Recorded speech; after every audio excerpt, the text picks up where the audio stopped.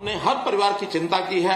हर परिवार के अंदर, गरीब परिवार के अंदर रसोई घर में गैस मिले, नल से जल हर रसोई में पहुंच जाए, हर घर में बल्ब जले, कहीं कोई अंधेरा कहीं न रहे। आवास सभी गरीब परिवारों को ये मिलना चाहिए। हर व्यक्ति का बैंक में अकाउंट हो। यानी कितने क्रांतिकारी कदम किए हैं जो जब दुनिया के लोग देखते हैं कि भारत जिस गति से आगे बढ़ रहा है और समाज में ईज ऑफ लिविंग का जो एक पैमाना तय किया गया है, लोग दिन प्रतिदिन अपने जीवनचर्या को यानी सरल कर रहे हैं, आसान हो रहे हैं। हमारे यहाँ का हैप्पीनेस इंडेक्स ये बढ़ रहा है। लोग सामान्यतः आनंदित रहें, खुश रहें, इस प्रकार की और हमारी कार्य पद्धति करने का काम हम कर रहे हैं। हमने ई गवर्नेंस इसको चालू किया ताकि लोगों को भागदौड़ न करनी पड़े। आपकी कोई छोटी बड़ी तकलीफ है, सरकार से कोई काम है, घर बैठे आप अपनी बात को सरकार के किसी भी कार्यालय में, ऑफिस में पहुंचा सकते हैं। घर बैठे आपका काम सुविधाजनक हो जाएगा, आपको समाचार मिलेगा। परिवार पालन करना ये परिवार के मुखिया का दायित्व होता है। मुखिया अगर इस ऊहापोह में लगा रहेगा तो समाज को सुखी हम नहीं कह सकते।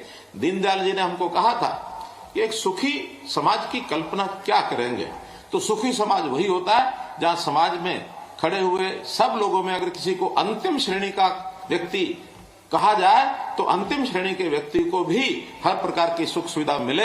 अंत्योदय के भाव से सरकारों के लिए काम करने का एक संदेश, इन्होंने सिद्धांत एक उन्होंने दिया था, जिसके ऊपर हमारी सब सरकारें चल रही हैं। हरियाणा में विशेष तौर पर हमने बहुत बड़ी बड़ी इसकी योजनाएं बनाई हैं।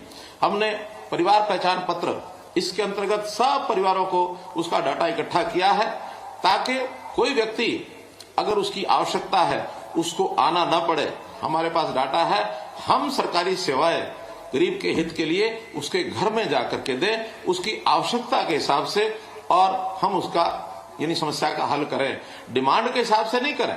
डिमांड तो बहुत लोग कर पाते हैं, बहुत लोग अपनी बात को आगे बढ़ा भी नहीं पाते हैं, उनके पास इतनी योग्यता क्षमता भी नहीं होती, वो अपने घर बैठे मायूस बैठे रहते हैं। लेकिन हम घर घर जा करके और ऐसी सारी चीजों का और उनको लाभ पहुंचाएंगे, ये हमने तय किया है। नौकरियां, जो इस प्रदेश में नौकरियों का जो इतिहास, नौकरी बिकने का इतिहास, यानी लोग जो हैं कभी भी नौकरी प्राप्त करने के लिए नेताओं के चक्कर काटते थे, अधिकारियों से साठगांठ करते थे, पैसा खर्च करते थे। तो इस प्रकार की सब बीमारियों से हमने छूट दिलाई है कि योग्यता के आधार पर नौकरी मिलेगी।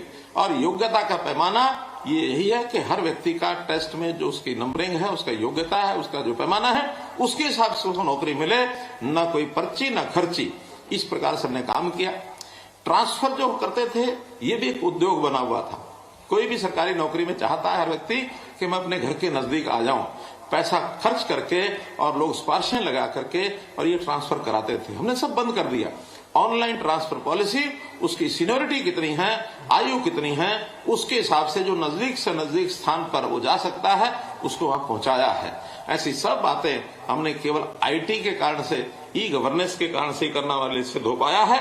घर बैठे किसी की समस्या है उसको सीएम विंडो में आप डाल दो। सीएम विंडो के माध्यम से 12 लाख लोगों को इस समय तक राहत मिल गई है। हर वर्ष 1-1.5 लाख लोग जो है उसमें बढ़ते हैं ताकि एक समस्या का हल घर बैठे उस व्यक्ति का हो जाए। ऐसे सीएम विंडो की योजना भी हमने दी है। हमने गरीब परिवारों के उनके एक एक व्यक्ति को रोजगार देने के लिए रोजगार मेले लगाए। अभी तक लगभग 800 मेले लग चुके हैं। 1.5 लाख परिवार उसमें आ चुके हैं। बहुत अभी बाकी है। 7 लाख ऐसे परिवार हैं जिनकी वार्षिक आय 1 लाख रुपया साल से भी कम है। हम उनको सबको बुलाएंगे और सबको आह्वान करेंगे कि कुछ ना कुछ काम करिए, कुछ अपनी आय बढ़ाएं। सबको हम 1,80,000 से ऊपर कैसे ले जा सकते हैं, ये हमारा टारगेट है। और 1,80,000 से ऊपर जाने का मतलब कि हर परिवार की कम से कम 15,000 रुपये महीना ये अगर आय होती है तो अपने घर का सामान्य काम काज वो कर सकता है। हाँ, कुछ विशेष काम ऐसे होते हैं जिसके अंदर उसके ऊपर भारी वजन पड़ता है, आर्थिक मकान बनाना है वो नहीं बना सकता है। प्रधानमंत्री आवास योजना के अंतर्गत योजना बनाई, हमने लाखों मकान उसमें दिए हैं। अभी और लोगों का भी हम और सर्वे कर रहे हैं। उस सर्वे में जिनके अपने मकान नहीं हैं, अलग से एक प्रदेश की योजना बनाएंगे, मुख्यमंत्री आवास योजना, जिसके अंतर्गत वो सारे लाभ जितने दिए जा सकते हैं आसानी से मकान व्यक्ति को मिल जाए, हर सिर के ऊपर उसकी छत हो जाए, ये योजना हम बना रहे हैं। हर परिवार का, उस गरीब परिवार का बच्चा, उसकी पढ़ाई ठीक हो जाए, स्कूलों में उनकी फीस माफ कर रहे हैं। यहां तक अगर ऐसे गरीब परिवार के बच्चे, मानो सरकारी स्कूल उसको उपलब्ध नहीं है, अच्छा स्कूल, कहीं प्राइवेट में भी पढ़ना चाहेगा तो फीस सरकार देगी। हमने सरकार की ओर से वो फीस भी तय की है कि इस प्रकार के बच्चों के लिए, गरीबों के लिए, और ये फीस सरकार की ओर से तय है। बहुत सरकारी प्राइवेट स्कूल भी उसमें आगे आ रहे हैं।